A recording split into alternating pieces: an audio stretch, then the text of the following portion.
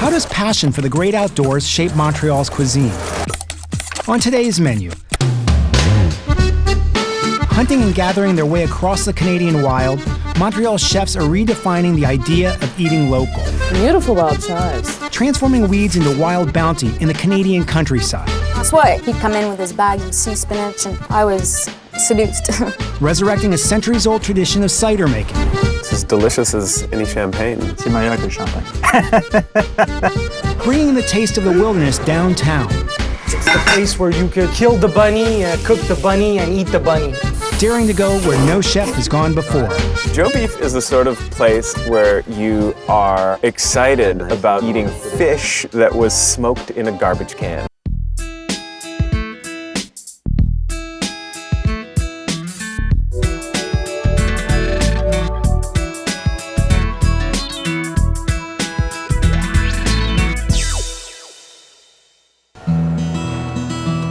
A city on the banks of the St. Lawrence River, Montreal is literally surrounded by the great outdoors. Tapping the expansive forests and untamed rivers that surround the city, Montreal chefs are taking the idea of eating local to the extreme. Montreal right now is exciting to people because it's taking an idea of outdoor living and bringing it to the city. So it's not about an authentic replication of how we used to live in the past in the woods. It's more of a reinterpretation of an idea of the forest. So when you think of Canada, you really think of nature and you think of wide expanses. But Montreal is a city, and it's a city that brings all of that wonderful exterior onto your plate.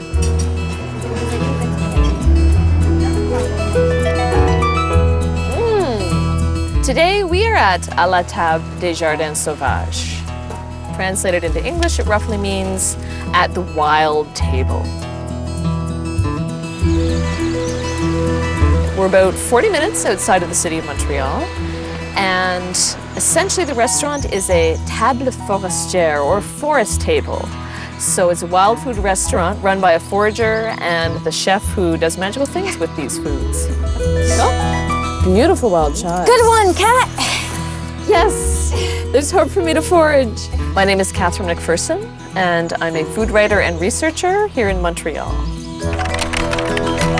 Known as Francois of the Woods, master forager Francois Boyard comes from a long line of 18th century coureurs du bois, or wood runners, who hunted the Canadian wilderness. Once a necessity for Montreal's pioneers, today foraging puts a unique spin on local cuisine.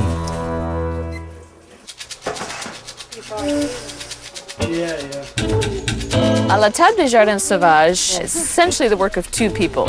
Francois Boyard, he's one of the province's top wild foods foragers.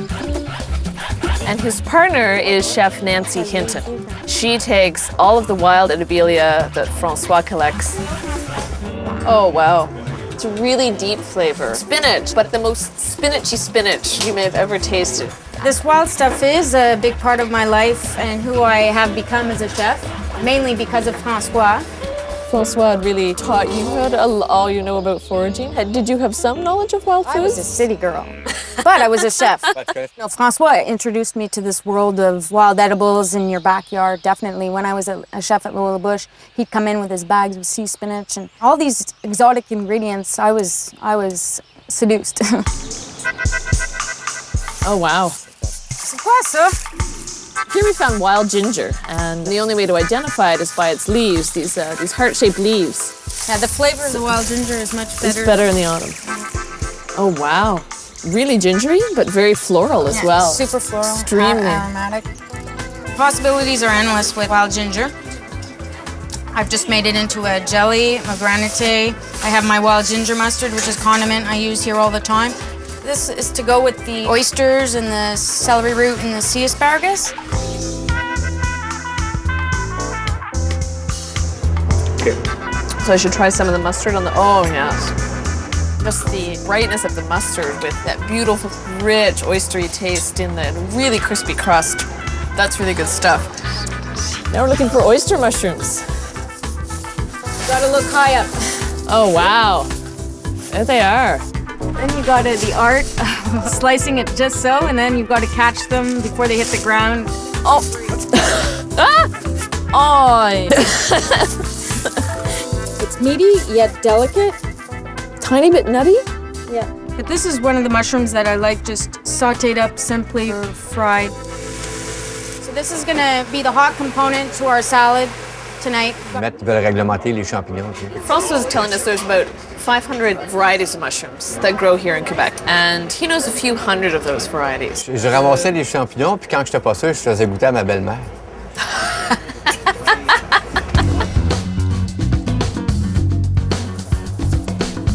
Now we're heading down to the riverbed and hoping to find some wild greens. Flexibility is key. You just never know what you're going to find. Oh yeah, daisy leaves. Those are one of my favorite greens. Unlike a lot of the wild greens, it doesn't have any bitterness. It's amazingly sweet. I mean, almost like a fruitiness, like a. Yeah, he says cherries. I was about to say cherries. Gonna put a base of greens, the last of the summer squash, our house smoked duck from Montrteal. So these are wild grapes. The birds left us a few because they're delicious. What I do with this is I make a wild grape balsamic, which I use in salads and even in dessert. And most importantly, the wild oyster mushrooms that we picked all from the backyard. Some of the daisy leaves. Yeah, there's a lot going on in my mouth right now. It's great. This is a mushroom ice cream. A lot of the mushrooms in the Bolitas family are great in dessert because they give off aromas of like chocolate, mocha. For those of you who doubt that mushroom would ever be a sensible ice cream flavor, it's really amazing. Why wild foods? Why not just run another restaurant that relies more on cultivated foods? But it is that want to preserve a tradition that his grandparents had, that want to let people know your ancestors likely ate this way. But more than that, he said it's really experiencing life. You can just tell, like, he's just at his happiest in the forest. All your friends are there, all your mushrooms and your wild plants. Moi, c'est le fun parce que t'es dans la nature. And he says that's what it's all about. The foraging is great, but it's experiencing the wilderness that really makes it a life worth living.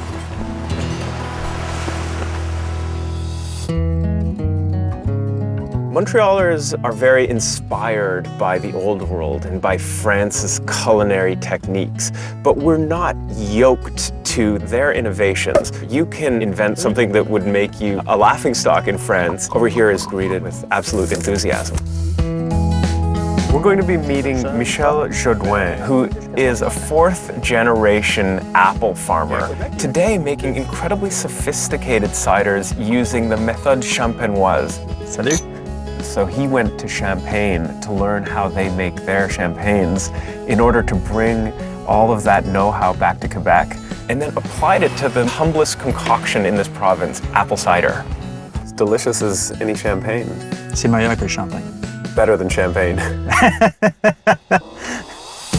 Making cider was actually illegal in Quebec for decades, thanks to some old laws dating back to Prohibition. But in 1988, Michel Jourdain led the charge to change all that, with new legislation allowing him to restore his family's tradition of cider making. Cheers. Borrowing from techniques used to produce France's best champagne, he not only resurrected the noble title of cider, but elevated it to an art form. As far as cider production goes around the world, Quebec is seen as being the top of the top. C'est la Napa Valley au Québec.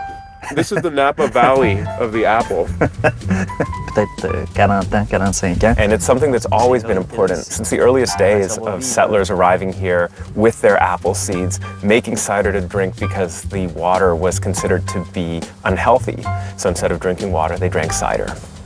Vraiment dans son propre. We are on the land that Michel's great-grandfather purchased in 1901. His grandfather, who started planting the apple trees here, also started making illegal contraband ciders. Un maniaque. He was a maniac for apples. So are you as much of an apple maniac as your grandfather was? Oh yes. Ici, c'est autocueillette ou? Autocueillette, oui. Oh, yeah. First off, what sort of apples are these? Macintosh.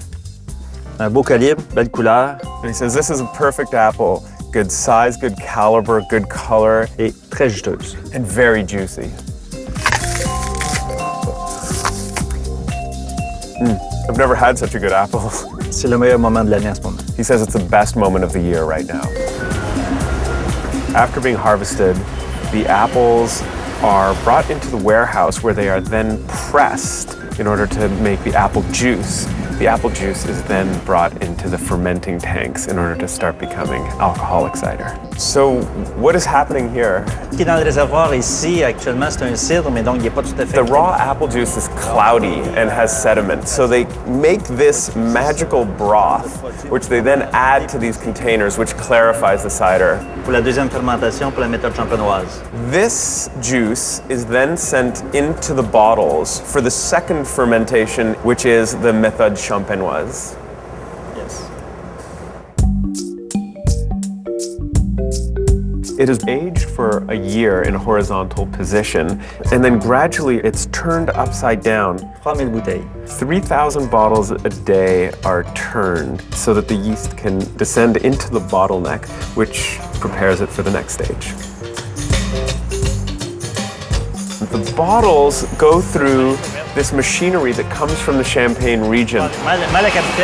It gets placed into the machine, and excess cider is taken out of the bottle so that extra secret additives can be put into the cider.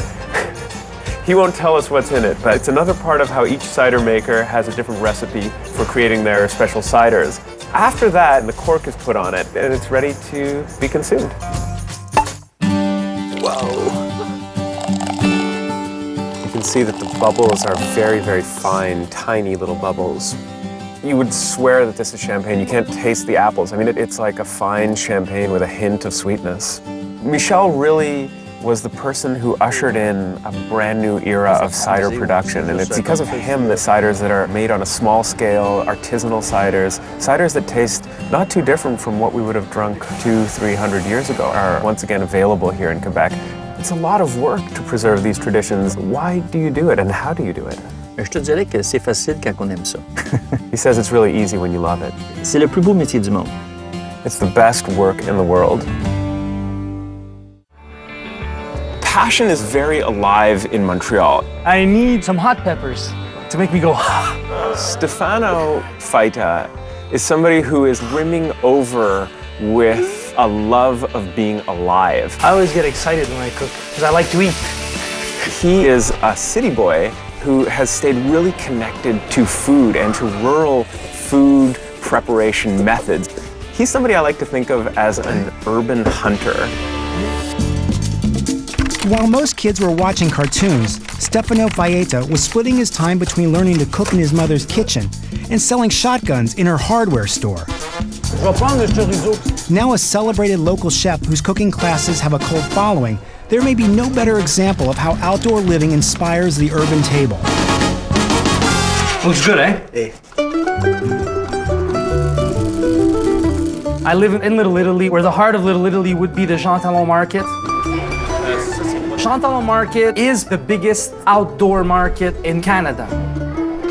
Every day I like to take my walk and go to the market. It does worlds of good for me, you know? It's a great place, it's like my church. Instead of going and pray, I go to the market. Frank, I need peppers. At Jean Talon Market, you find almost everything. From your regular tomatoes or peppers to specialty items like wild mushrooms, homemade cold cuts. Ciao Stefano. Ciao, come stai? Bene, Bene, grazie. I come from an Italian family that cooked a lot. My grandparents cooked, my mom always cooked. So we were always eating these good things and, you know, and they make us play with pasta. Ciao, Nino. Ciao Stefano. Ciao. So my mom ended up making it a little bit like a game, and it never really left. Quincaillerie in French means hardware store. We were actually the first Italian hardware store in Montreal.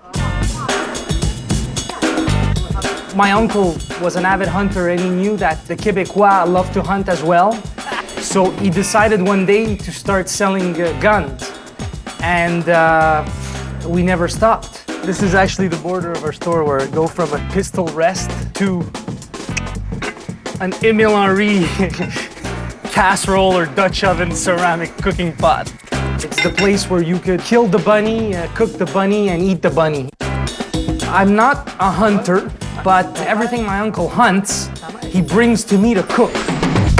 Today we're making chicken cacciatore, which translates into hunter's chicken. It's a dish where the hunters would have killed something and then cooked whatever they had killed, and usually hunters are really good eaters. Come on, guys, come and eat. All right. It's not only about eating, you know? Food is a gatherer. It gathers people together. Bon appétit, Cameron. Hope you guys enjoy it. Montreal is a great culinary city. You go to a Japanese restaurant and it's a Japanese person making you the food. You go to a Portuguese restaurant and it's a Portuguese guy that's behind the grill. Personally, I try to stay with my Italian roots, those flavors that I don't want to forget, because they're traditions, and they're traditions that you'd want to be able to share with your children. Cheers, guys.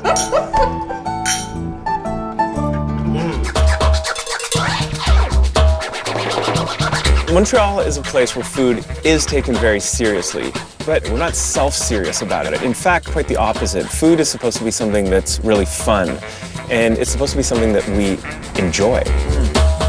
Nice steak here. Nice, eh? Fred Morin is the chef at Joe Beef. Fred is the quintessential burly French-Canadian chef. He's also one of the funniest people I know. Your charred and burnt tastes delicious. My charred and burnt tastes... It brings all the boys to the yard, my charred and burnt. We're going into Fred's garden, and we're gonna be making some unusual concoctions. I don't exactly know what's gonna happen, but it'll be weird. Chef Fred Morin loves the outdoors so much he sometimes prefers to cook in the garden behind his restaurant, Joe Beef. Named after a 19th century tavern owner who championed the working class, the restaurant serves up a sophisticated take on comfort food. With a menu including a catch of the day that he may have reeled in himself, critics are calling Morin one of the most exciting chefs in Montreal. So Fred, what are we gonna do today? We're gonna hot box that garbage can here. What sort of fish is that? That's an Arctic chard. So you're gonna smoke the fish in a garbage can? Any long tubular metal object will do. That's a cordless drill. I'm just gonna make a few holes in there.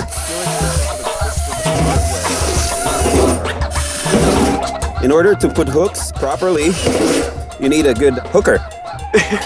So Adam, sign me up. Exactly what we do here is we cook the food that we'd like to eat. We serve it in the restaurant that we'd like to go to, you know, and if you don't like it, well, you don't have to come. Fred may have a laissez-faire attitude towards how his food is received by the public, but some of the greatest chefs in New York think of Fred as their hero, and the place that they would want to go more than anywhere else in the world would be Joe Beef. We're just gonna make a very fast skewer. What are you putting in there? Crack, cocaine. Then I'm gonna put some dragon dust. I'm just gonna put a little bit of celery leaves in there. We're gonna leave it like that here for like a couple minutes. How old were you when you built your first smoker? Or I got it as a gift when I was 12 years old. My grandparents bought me a little cheap smoker. I smoked ham before I smoked cigarettes. I always wanted to be a cook, you know, but I would feel very bad if I was in a white kitchen with tiles everywhere, and you know, it's just not me. His cooking is about surviving in the wilderness, even though we're in a city. But he is inspired by that notion. That's my wheelbarrow barbecue. Necessity is mother of invention. Wow, look at what we just found here in the garden. A lobster. The poor people used to eat lobster, I guess. Prisoners. It's interesting, something that used to be so low class has now become a luxury food. And what's interesting about Joe Beef and Fred is that he's finding new ways to combine high and low. An example of that would be how he suggests pairing certain meals with Dr. Pepper. If it's good, right? This is the sort of life-affirming dish that Fred makes so well. Fred is somebody who refuses to be defined. As I heard once, if you label me, you negate me. Oh, look at that. And if you ever tried to say that he is something, he would immediately prove you wrong. You're a master of simple food done incredibly well. It's just skills. That's what cooking is. It's not an art, it's a craft. Just like the guy who does the garden. So that's gonna be the shizzle. Go pick up some sorrel for me. Oh, really? Yeah, it's the one with the big leaves there.